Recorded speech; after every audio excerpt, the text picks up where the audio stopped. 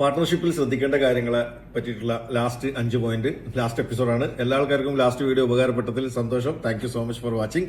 ഇതിൽ എനിക്ക് പറയാനുള്ള 5 കാര്യങ്ങൾ എന്താ വെച്ചാൽ, നിങ്ങൾ വർക്ക് ലൈഫ് ബാലൻസ്, അതേപോലെ തന്നെ ലൈഫ് എന്നതിനെ ഇമ്പോർട്ടൻസ് കൊടുക്കുന്ന, ജോലിയെ സെക്കൻഡറി ആയി കാണുന്ന ആൾക്കാരാണ് നിങ്ങളുടെ പാർട്ട്ണർ. അതേപോലെ തന്നെ നിങ്ങൾ ഭയങ്കര വർക്ക് ഹോളിക് ആണെന്നുണ്ടെങ്കിൽ നിങ്ങൾ അവരുമായിട്ട് പാർട്ട്ണർഷിപ്പ് ചെയ്യാതിരിക്കുന്നതാണ് നല്ലത്. കാരണം ഒരു കമ്പനി തുടങ്ങുന്ന സമയത്ത് ആദ്യത്തെ 2-3 വർഷം നിങ്ങൾ അമ്മാതിരി പണി എടുത്തിട്ടില്ല എന്നുണ്ടെങ്കിൽ ഇത് മുന്നോട്ട് പോകില്ല. അപ്പം അതുകൊണ്ട് പാർട്ട്ണറും അതേപോലെ ആ ലെവലിൽ നിങ്ങളുടെ ഒപ്പം നിൽക്കുന്ന ആളായിരിക്കണം. അതല്ലാന്നുണ്ടെങ്കിൽ അവരുമായിട്ട് ബിസിനസ് ചെയ്യാതിരിക്കുന്നതാണ് ഏറ്റവും നല്ലത്. രണ്ടാമത്തെ പോയിന്റ് പറയുന്നത്, കമ്പനി തുടങ്ങുന്നതിന് മുമ്പ് കമ്പനി പൂട്ടിയാൽ എന്ത് സംഭവിക്കുന്നു എഴുതി വെക്കുകയും ആ എഴുതി വെച്ചിട്ട് waste of the waste scenario, ഇതിന് എന്തൊക്കെ സംഭവിച്ചാൽ നിനക്കെന്ത് എനിക്കെന്ത് എന്ന് പേപ്പറിൽ എഴുതി വെക്കുകയും അതിനെ പോസിറ്റീവ് മൈൻഡോട് കൂടിയിട്ട് അക്സെപ്റ്റ് ചെയ്യാൻ പറ്റുന്ന ഒരാളാണ് എങ്കിൽ അയാൾ നല്ലൊരു പാർട്ട്ണറാണ്. ഇത് കമ്പനി തുടങ്ങുന്നതിന് മുമ്പ് നീ ഇത് പൂട്ടിനെ കുറിച്ചിട്ടാണോ പറയുന്നത് എന്നതിന് ആ വേറൊരു മൈൻഡിൽ എടുക്കുന്ന ഒരാളാണെന്നുണ്ടെങ്കിൽ അവരുമായിട്ട് ബിസിനസ് ചെയ്യരുത്, മാറിപ്പോകുന്നതാണ് നല്ലത്.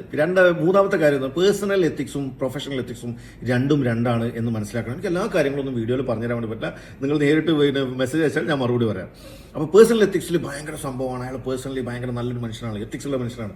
പ്രൊഫഷണൽ എത്തിക്സും പേഴ്സണൽ എത്തിക്സും ടോട്ടലി ഡിഫറൻ്റ് ആണ്. പ്രൊഫഷണൽ എത്തിക്സിലേക്ക് വന്നു കഴിഞ്ഞ് കഴിഞ്ഞാൽ അയാൾ ചിലപ്പം 0 ആയിരിക്കും. അപ്പോൾ അത് രണ്ടും നിങ്ങൾ മനസ്സിലാക്കണം. രണ്ടിനെ കുറിച്ചിട്ടും നിങ്ങൾ പറയണം. അതുകൊണ്ടെന്നെ ഞാൻ വേറൊരു വീഡിയോ ആണെന്നുണ്ടെങ്കിൽ ചെയ്തുതരാം.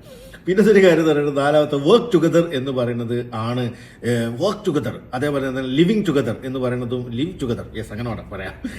നിങ്ങൾ കുറേ കാലം ജീവിച്ചു എന്ന് പറയുന്നത് നിങ്ങൾ പാർട്ട്ണറാക്കാൻ പറ്റുന്ന ഒരു ക്വാളിറ്റി അല്ല കേട്ടോ. ഞാൻ ഒരുപാട് കാലം അയാളുമായിട്ട് ജീവിച്ചിട്ടുണ്ട് എന്ന് പറയുന്നത് ഒരിക്കലും ഒരുപാട് ആൾക്കാർ പെട്ട ഒരു സംഭവമാണിത്. അതുകൊണ്ട് വർക്ക് ടുഗദർ, നിങ്ങൾ ഒന്നിച്ച് വർക്ക് ചെയ്തിരിക്കണം. നിങ്ങളുടെ ഒരു കൊലീഗ് ആയിരിക്കണം, മാനേജർ ആയിരിക്കണം. അങ്ങനെ എന്തെങ്കിലും കാണുന്നുണ്ടെങ്കിൽ അതൊരു നല്ലൊരു ക്വാളിറ്റിയാണ് അയാളെ പാർട്ട്ണറാക്കാൻ. അല്ലാതെ നിങ്ങളിപ്പോൾ കുറേ കാലം റൂം ഷെയർ ചെയ്തു, വീട്ടിൽ ഷെയർ ചെയ്തു, അതൊന്നും പാർട്ട്ണറാക്കാൻ പറ്റുന്ന ക്വാളിറ്റി അല്ല. ഒരുപാട് ആൾക്കാർ പാർട്ട്ണറാക്കിയത് എൻ്റെ കൂടെ ഒരുപാട് കാലം അയാൾ ഉണ്ടായിരുന്നു എന്ന് പറഞ്ഞിട്ട് പാർട്ട്ണറാക്കും. എന്നിട്ട് നല്ലോ പെടും ചെയ്യും.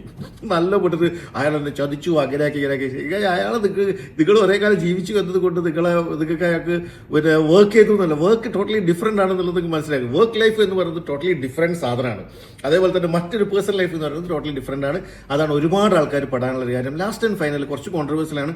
നിങ്ങളുടെ മതവുമായിട്ട് ബിസിനസ്സിന് ഒരുപാട് ബന്ധങ്ങളുണ്ട്. നമ്മുടെ മതവിശ്വാസങ്ങളുമായിട്ട് പല കാര്യങ്ങളും, നിയമങ്ങൾ ഉണ്ടാക്കുമ്പം, പോളിസികൾ ഉണ്ടാക്കുമ്പം, അതേപോലെ തന്നെ എന്ത് ചെയ്യണം എന്നൊക്കെ പറയുന്നതൊക്കെ മതവുമായി ബന്ധപ്പെട്ട് ഒരുപാട് ഡിസിഷൻസ് ഉണ്ടാവും. അതുകൊണ്ട് തന്നെ നിങ്ങളുടെ മതത്തിനെ ബഹുമാനിക്കുന്ന, നിങ്ങളുടെ മതത്തിനെ പുച്ഛിക്കാത്ത ഒരാളായിരിക്കണം നിങ്ങളുടെ പാർട്ണർ. ഏത് മതമായാലും പ്രശ്നമൊന്നുമില്ല, പക്ഷേ നിങ്ങളുടെ മതത്തിനെ പുച്ഛിക്കാത്ത ആൾക്കാരായിരിക്കണം.